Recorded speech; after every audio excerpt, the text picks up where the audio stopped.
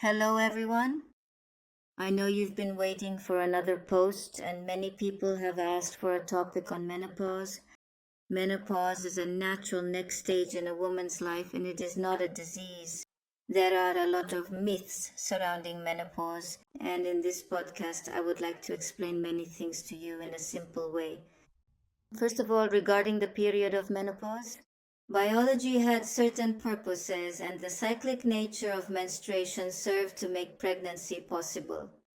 Once that function is no longer needed, we gradually move on to another stage. We divide the menopause period into stages: before menopause, during menopause when symptoms are very intense, and the period completely after menopause.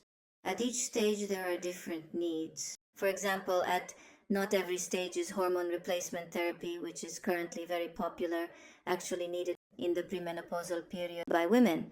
Before menopause, the last period occurs. This phase can last 8, 10, even 12 years. During this time, menstrual cycles often start to shorten. Women often report that they have some spotting premenstrual. I used to have 28-day cycles. Now it's already 24 to 26 days. And this is one of those symptoms that isn't bothersome but starts to appear. And this symptom very often indicates a progesterone deficiency. That's because during this perimenopausal period, cycles are sometimes anovulatory. And actually, when ovulation does occur in a given cycle, then thanks to that, there's an increase in progesterone. In the perimenopausal period, cycles often become increasingly anovulatory, and as a result, the hormone progesterone starts to be lacking. So if a woman reports symptoms like shorter cycles, premenstrual spotting, small polyps, the appearance of small fibroids, or frequent formation of cysts, these are all signs that progesterone is starting to be deficient. And at this point, the appropriate course of action is to supplement that progesterone in the second half of the cycle. And we can do this in a very friendly way by using bioidentical hormones, specifically the hormone progesterone. This can be in the form of a cream, sublingual form, or vaginal form. And there's also an oral form available. The doses of this progesterone are selected individually, depending also on other symptoms. For example, if a woman says that besides having a short cycle, she also has very heavy periods, that means she has a lot of estrogen and too little progesterone. So in such a situation, we use much higher doses than in cases where a woman only reports some spotting. Premenstrual, and there are no other symptoms. Herbs that raise progesterone levels and can be used during this period include Vitex agnus castus. It comes in tablet form under the brand name Castaneus, which has been available in Poland for a long time, but now other forms have also appeared. Chasteberry, for example, teas to drink, or drops, which you can also take. So Castaneus is an herb that actually raises progesterone, and it's really worth using it. Very often women think that red clover is a good herb for this. No, red clover is actually for when there is an estrogen deficiency, because that's when we take it to actually raise the level of estrogen. So during this premenopausal period, we need natural progesterone more, herbs that increase it. These include chasteberry, as well as the Chinese herb dong quai, which also has a regulating effect and can be used during this time. Another supplement or oil that helps a lot is evening primrose oil. Evening primrose oil, you could actually say for women, is a panacea for all problems. It has a really nice regulating effect on hormones. Additionally, it also boosts immunity and provides those essential omegas. And I have women who went through the menopausal period using only evening primrose oil very smoothly. Another very important piece of information which neither women know about nor do doctors talk about, but it is knowledge that also comes from Eastern medical systems.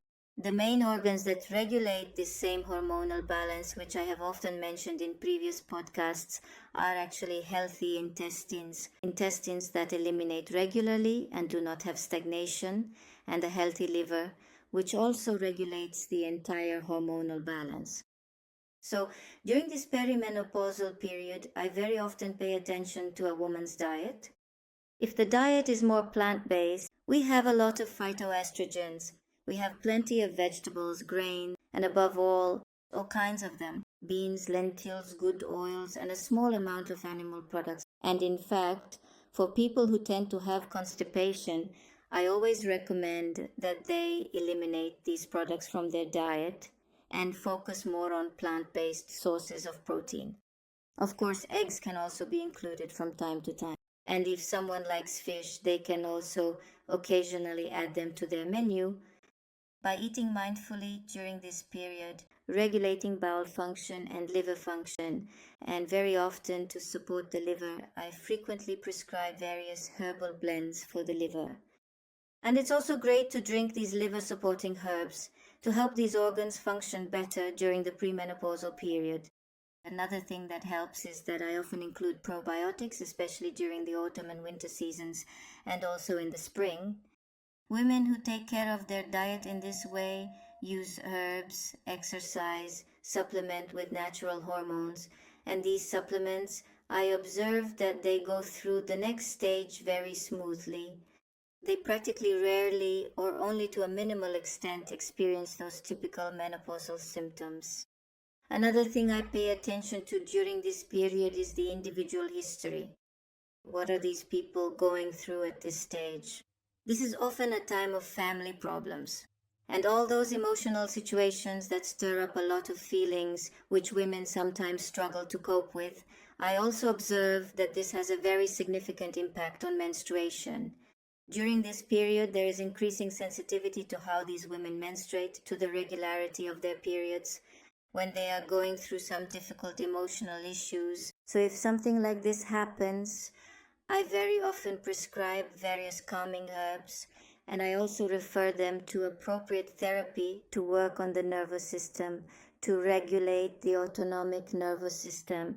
I also refer these patients because this is very important as well. So therapy focused on the body, for example, foot or facial reflexology, or therapy from the craniosacral school, or possibly very pleasant and relaxing massages. All of this is part of the care provided during this period. And as you can see, when we take care of our bodies in this way, understanding which organs are responsible for hormonal regulation, taking care of the autonomic nervous system, consciously experiencing emotions, and seeking help so that things don't get too overwhelming, then hormonal imbalances won't last long and won't cause further problems, such as the growth of fibroids, the enlargement of polyps, or cysts that simply no longer get reabsorbed. All of this is actually the result of an imbalance on these three levels. So by taking care of yourself in this way, when menopause comes, it's possible that for people who approach it like this, the symptoms will be minimal. And even if they do appear, hot flashes, excessive sweating during the day and at night, insomnia resulting from this, it already starts to indicate that we are beginning to lack estrogen. At this stage, if a woman has very infrequent periods, light bleeding, and increasingly longer intervals between them, a very good herb that can be used at this point is the Ayurvedic herb Shatavari, which raises estrogen levels, or this is also a good time to introduce it. Red clover, which comes in various forms such as capsules, also as tea or tinctures. Dong Quai is also very helpful during this period. And this is the time when, if a woman says, I'm using it, but it's not helping me, then I order hormone level tests to check at this stage. Let's say estrogens, progesterones, I check whether there is any family history of various cancers, like if, for example, it's related to the reproductive organ and there is a clear contraindication to using high doses of estrogen, then if that's not the case and it's clear that the supplements and herbs alone aren't helping, this is a good time to introduce natural bioidentical estrogens in the form of patches, creams, or even tablets. I also always choose the doses individually because, in my opinion, there is no one size fits all dose for everyone.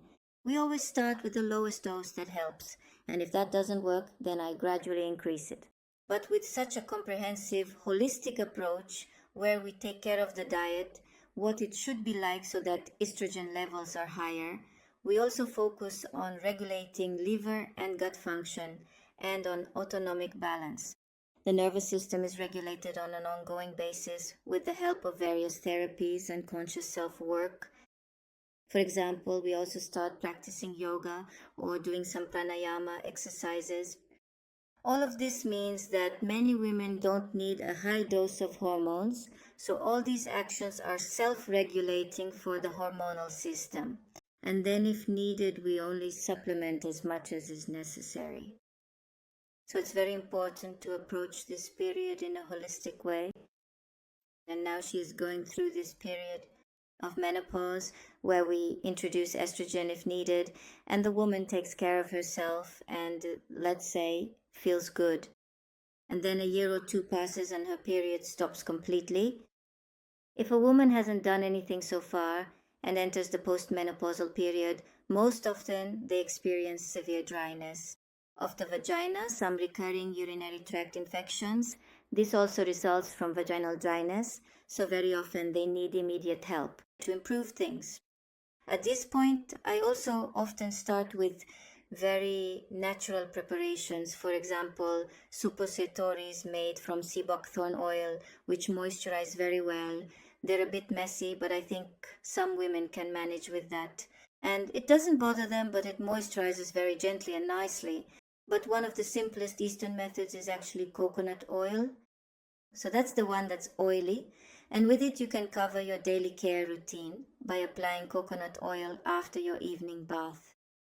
If you don't want it to smell funny, you can add an essential oil to it, like lavender or tea tree, for example, to 100 milliliters of oil. You can add about 15 drops of essential oils and keep it in a jar. And that's exactly what you can use to apply to your skin. This also helps prevent any inflammation of the vulva and additionally moisturizes. If there is a lot of dryness of the vulva, then in such a case, a stronger estrogen preparation for the vulva may often be needed. And usually these estrogens are the mildest ones, for example, estriol. And there are also prescription preparations available like Ovestine or Gynaflor. Sometimes at the beginning, these preparations may be needed to provide higher hormonal doses locally, but at the same time by taking care of it with those simple methods I mentioned. Another thing in this postmenopausal period that a woman may experience is insomnia. But I've noticed that this insomnia often has many different causes.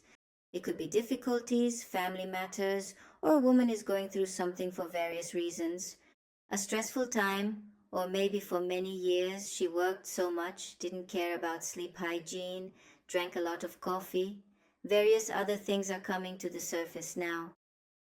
During this period, we also start to lack melatonin, so some melatonin supplements under the tongue or lemon balm teas can help. CBD oils are also really great for this. There are some great supplements that combine melatonin with CBD oil or herbs, and these are definitely recommended to improve sleep quality.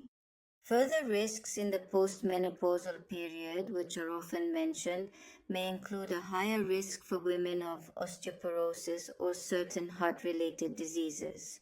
They may be more prone to illness, but I believe that if a woman really takes care of herself and also starts exercising regularly during the postmenopausal period and goes for walks in the forest or in the mountains, all of that also strengthens the bones. If there is any family history of osteoporosis, or if a woman, for various reasons, has taken steroids or other such medications, preparations that could potentially weaken the bones, then of course I also recommend supplementation in that regard. Preparations that contain calcium, magnesium, and sometimes calcium combined with magnesium. Vitamin D, of course, is great for strengthening bones, as is silicone.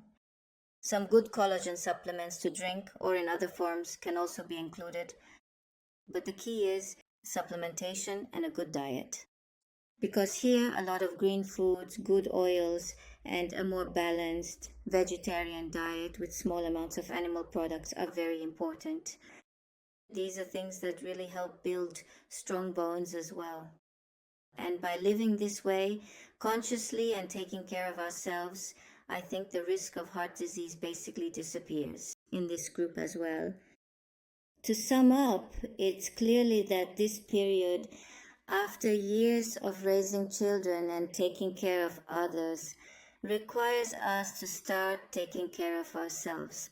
And that's exactly what our body is asking for through these numerous minor ailments. Focus on yourself, slow down, take care of your physical health, take care of your nervous system, look into your emotions. What's hiding there? Why do you feel this way? So, when we consciously and thoughtfully examine these significant areas of our lives, I truly believe that menopause can indeed be a profoundly beautiful and transformative time for all of us, offering new perspectives and opportunities for growth. For women, and above all, it can be a great gift. So, this is the time when, once we've fulfilled all our obligations, we can live a little more for ourselves, even return to the passions we once gave up. What we didn't have time for before, now we do. So, I think it's worth thinking about this period holistically and acting accordingly. Thank you.